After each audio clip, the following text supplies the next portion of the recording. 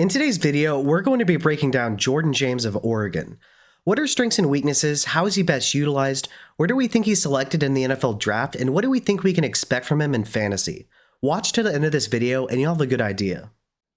James is listed as 5'10", 210 pounds on PFF, which, if true, would give him a 30.1 BMI, which is above the 30.0 threshold to generally be considered a bell cow back, which we do like. And now, he is an early declare, which doesn't per se matter as much with running backs historically, but we do prefer our prospects to be younger. There's the potential for more career longevity with less wear and tear. And so he's 20 years and 8 months old right now, meaning he'll be freshly turned 21 for the entirety of his rookie season. You'll notice the progressive growth in his profile, which we like out of our running back prospects and really any prospect at all. And so as a true freshman, he had 45 attempts, 191 rushing yards, and 5 rushing touchdowns. And so the 5 touchdowns on only 45 attempts is quite high. And you'll notice that he has a nose for the end zone. And he also, on 2 targets, had 1 reception for 6 receiving yards with no touchdowns as a true freshman. As a sophomore, he really stepped it up. He had 108 attempts for 764 rushing yards, upping his yards per attempt from 4.2 to 7.1, with 11 rushing touchdowns and no fumbles once again. He also progressed massively through the air. On 18 targets, he had 15 receptions, 132 receiving yards, and a receiving touchdown. You'll also notice that his rush grade in PFF went from 73.6 up to 94.8. That was a substantial growth. And as a true junior, he dominated. On 233 attempts, he had 1,268 rushing yards. Now, his yards per attempt did dip from 7.1 to 5.4. With more usage, generally your efficiency decreases, so that's to be expected. But he had 15 rushing touchdowns. And so each and every single year, he ramped it up with touchdown production, and for a third straight collegiate season, had no fumbles. That is a truly rare aspect to a rookie profile. And through the air, he grew even more. On 33 targets, he had 26 receptions, 207 receiving yards, 8.0 yards per reception, and no receiving touchdowns. Overall, this is quite the desirable profile, especially in terms of production. And so, looking at some advanced stats here, among draft-eligible FBS running backs with 100-plus rush attempts as a sample size of 76 here, James received 233 rush attempts on the season.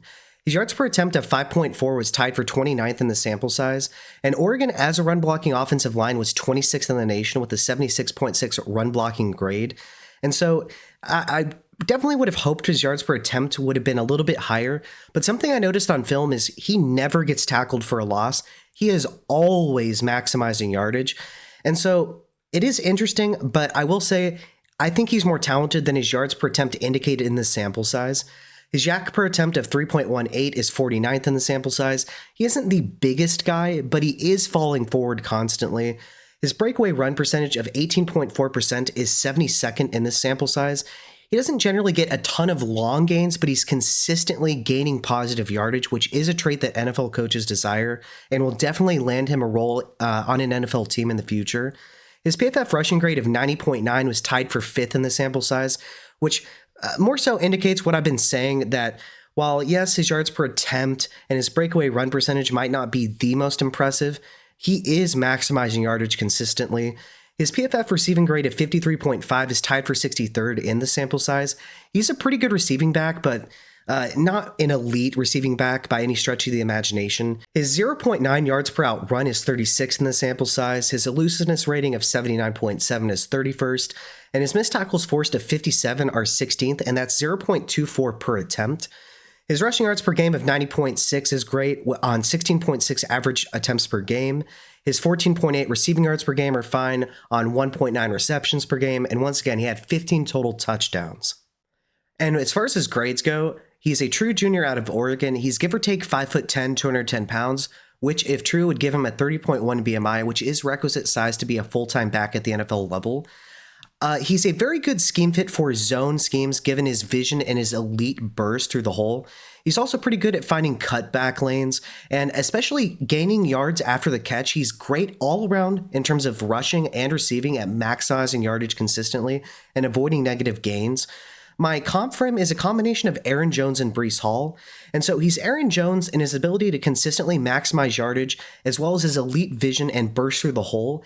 And I think he's a good fit for Breece Hall as well, because he can turn the edge consistently due to his elite acceleration. And after the catch, he uses his blockers quite well, maximizes his yardage, and finishes with speed to power. As far as his contact balance goes, I gave him a 4 out of 5. He has good pad level generally, and he breaks the first tackle pretty consistently, but you're generally not going to see him break multiple tackles in any individual run. As far as his physicality goes, I gave him a 5 out of 5. He has no issue lowering the shoulder. He is a very physical runner, although with his size, he doesn't generally push the pile quite as much as I would like, but nonetheless, effort is no question with him, and he is going to be a very physical runner who seeks contact consistently. As far as his vision goes, I gave him a 4.5 out of 5. He is pretty darn good at choosing the correct hole in general.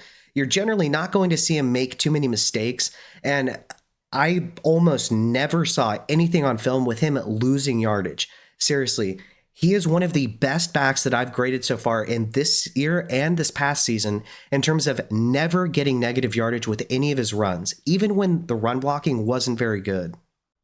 As far as his ball security, he has never fumbled once on 386 career rush attempts. That's right, 0 collegiate fumbles. That is a truly rare aspect to a rookie profile. As far as his run IQ, he generally once again chooses the correct hole. He's a very patient runner when he needs to be, but he's decisive when he needs to be. But I did see him miss a couple of cutback lanes, and so he doesn't get a perfect score in terms of his run IQ, but it is pretty darn good.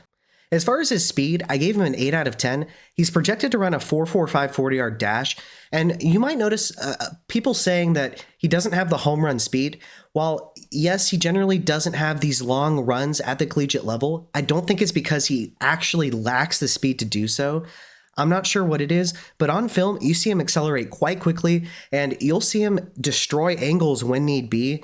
I really don't know why he hasn't had any of these 60 to 70 yard rushing touchdowns, but I do think we could see a couple of those at the NFL level. In terms of his acceleration, I gave him a 9 out of 10. It is quite good, and you'll notice this especially if you look at his film on the goal line. When he finds a hole, he bursts through it so fast, there's no chance at stopping him. And once again, while he isn't the most physical back in terms of his frame and his ability to push the pile forward, he runs with such decisiveness and eventually gets so much speed that he is a powerful runner eventually. As far as his deceleration goes, I gave him a 3.5 out of 5. And so he doesn't necessarily, I didn't really see it on film. I don't know that he per se can't do it. It's more so that he tries to use his elite burst to smash angles and just get by people. And so he doesn't really use the hezzy moves that you see some out of people like, say, Travion Henderson. And so I gave him a 3.5 out of 5. I don't know that he can't do it, but he didn't really show it on film. He likes to win differently. In terms of his agility, I gave him a 4 out of 5. It's pretty good. He has make you miss ability in a phone booth, but it isn't quite at an elite level like I've seen with some of these other guys in which I've graded. As far as his change of direction, I gave him a 4 out of 5. And so what he does is he accelerates as quickly as possible, and he'll try to shatter angles, but he can bend while doing so. He doesn't have the, per se, deceleration to stop and then swivel and change directions like with some running backs, but he can accelerate while changing directions. And so it's not quite elite, but it is pretty good, especially for somebody his size. As far as catching goes, I gave him a 3.5 out of 5. On film, I only saw 1 drop in a couple of games in which I watched, but he did have 7 career drops, and so it's not as though he has stone hands per se. He looks pretty natural when he does catch the football. He doesn't have to stop, compose himself, and turn upfield. He's a natural athlete in the sense of once he catches it, he turns upfield and becomes the running back that we know. But once again, 7 drops are 7 drops. As far as his route running, I gave him a 2.5 out of 5. I didn't really see anything besides flat routes and screen passes, but I do think he has the agility to potentially expand his route tree at the NFL level. And as far as his run after catch, I gave him a 4 out of 5. He is very good with the ball in his hands. He has make you miss ability. And once he gets ahead of steam, he runs with a lot of power. As far as his pass protection goes, I gave him a 4 out of 5. He's very willing in pass protection and has a decent anchor. But one thing I noticed is he doesn't necessarily square up enough to face the oncoming defenders. And so that is something that he's going to have to work on. But I think with good coaching, it's definitely not going to be an issue. And I do think he has 3-down ability at the NFL level. In terms of his dog factor, straight 5 out of 5. He has no issue seeking contact. He will lower his shoulder. Once he gets ahead of steam, he runs with a lot of power. And he has a very physical back despite his inability to potentially move piles on his own. In terms of his analytics, we saw progressive growth. He was utilized in both the run game and the passing game, and he has a knack for the end zone. Seriously, a big knack for the end zone. As far as his projected draft capital, I think that he's going to be a 3rd-round pick. At least that's where he's projected as of now. I think he's way more talented. But as of now, he's going to get a 3 out of 5 because it's projected that he goes in the 3rd round. And so with his creativity, he almost never loses yardage, ever. He is constantly maximizing yardage. And that is a trait that NFL teams will love and will get him drafted. And once he gets an opportunity to seize the backfield, unless somebody is a truly elite player or they're just paying somebody a large contract, he is going to seize the backfield easily. As far as potential limitations or worries, he does need to clean up his hands consistency in the passing game, as well as in pass blocking, he needs to square up better to face incoming pass rushers. That is going to be something he needs to fix in both regards, but I really don't think it's going to be that much of an issue, and I do think he's going to be a talented back who receives a decent amount of volume at the NFL level. And so, like I said, I think he's probably going to be selected in the 3rd round, at least that's where he's projected, although I do think he's much more talented. However, I wanted to take a look at hit rates from running backs selected in the 3rd round from 2020 through 2024. And honestly, it's not looking too good, so draft capital could mean something here. So in 2020, we had Antonio Gibson selected 66th overall. In 5 seasons, he's had 1 RB1 season, an RB2 season, and so that's a 20% RB1 hit rate and a 20% RB2 hit rate. Then you'll notice Keyshawn Vaughn and Zach Moss as well as Darrington Evans. In 5 NFL seasons, none of them have done anything in terms of RB1 or RB2 seasons, and so that's a 0% hit rate across the board here, which is concerning. Then in 2021, you had Trey Sermon selected 88th overall. In 4 NFL seasons, he hasn't done anything, and so he is a flat-out bust. Then we have 2022. We have Rachaad White, Tyrion Davis-Price, and Brian Robinson Jr. Rachaad White in 3 NFL seasons been an RB1 once, an RB2 once, and so that's a 33% RB1 hit rate and a 33% RB2 hit rate. I think he'd be pretty happy if James gave us this type of production. Tyrion Davis-Price has been a complete bust, and for Brian Robinson Jr., in 3 seasons he's been an RB1 no times, but an RB2 once, and so that's a 0% RB1 hit rate and a 33% RB2 hit rate. Then we have 2023. You had Kendre Miller, Tajay Spears, Devon Achane, and Tank Bigsby. Kendre Miller has been a complete bust. It's mostly been due to injuries with him, but nonetheless, no production. Tajay Spears has been a little bit hit or miss, but he definitely hasn't been an RB1 or an RB2 so far. Devon Achane has been a smashing success, though. In 2 NFL seasons, he's been an RB1 once and an RB2 once, so a 50% hit rate across the board. And then Tank Bigsby, he was drafted to be the backup to ETN, and so in 2 seasons, he hasn't been an RB1 or an RB2, but he has flashed when given the opportunity.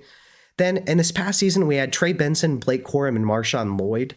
Trey Benson was drafted behind James Conner, so he hasn't really been given any opportunity. Blake Corum, same thing. He was behind Kyron Williams. And then Marshawn Lloyd was drafted to be behind Josh Jacobs. And so none of these 3 guys were given enough volume to be impactful for us, but I am hopeful for each one of their NFL futures. And so where does Jordan James rank among his contemporaries in the 25 class as well as the 24 class stacked on top of each other? Well, he is the 4th running back to make it into the great tier of running backs. And so I still have Genty as RB1, Henderson as RB2. James, however, slots in as the RB3, 1 point ahead of Hampton, who rounds out the bottom of the great tier. Then we also in this class have Judkins at a 79 and Johnson as a 78. You'll notice that despite Judkins and Johnson being in the same tier as the 2024 class running backs of Benson, Brooks, and Wright, there is a distinct split between Johnson's 78 grade and Benson's 73. And so the fact that there are 6 running backs and the only 6 in the 25 class in which I've graded so far, and they are all greatly superior to the 24 class, that really speaks volume about the talents of this class compared to the 24 class. And really, all of these running backs, I think, are much better. And so remember that James is a true junior out of Oregon. He's give or take 5'10", 210 pounds. That would give him a 30.1 BMI, which is requisite size to be a bell cow at the NFL level. By valuation, I think he's worthy of a late first-round pick. I think he's really talented and under the radar. My comp is that he's a combination of Aaron Jones and Breece Hall. Aaron Jones and his burst and decisiveness through the hole and constantly maximizing yardage. And then Breece Hall in the way he's able to turn the edge as well as his receiving chops. He is incredible after the catch, and I think he's going to be a great asset in the passing game. And remember that my official grade for him is an 81 out of 100, which is a great running back prospect. And I want to give a special shout out to my Patreon members. Thank you to Big Hunt, SP, Mage Jack, and Infamy MTG. If you would like to become a member, I'm going to leave a link in the comment section. As far as what you'll gain, you'll get access to a private Discord server. I'm going to have a real life and fantasy football chat where we talk about real life NFL news. Any questions you might have will be answered in the real life NFL chat. And as far as the fantasy football chat, we'll talk about what's happening in the fantasy world. I'll give you team reviews, give you optimal roster construction based on your specific league settings, trades you can make to strengthen your roster, buying and selling points, specifically price points for various players based on your positions of need. I'll give you a special shout out, obviously, on all of these videos. You'll get early access to videos. You'll be part of private live streams that are not available to regular YouTube members. And you will also have the ability to suggest videos specifically for you on Patreon. I've already made one on Isaac Rendo as per request by one of my Patreon members. And so once again, if you would like to join, the link is going to be in the comment section. Thanks.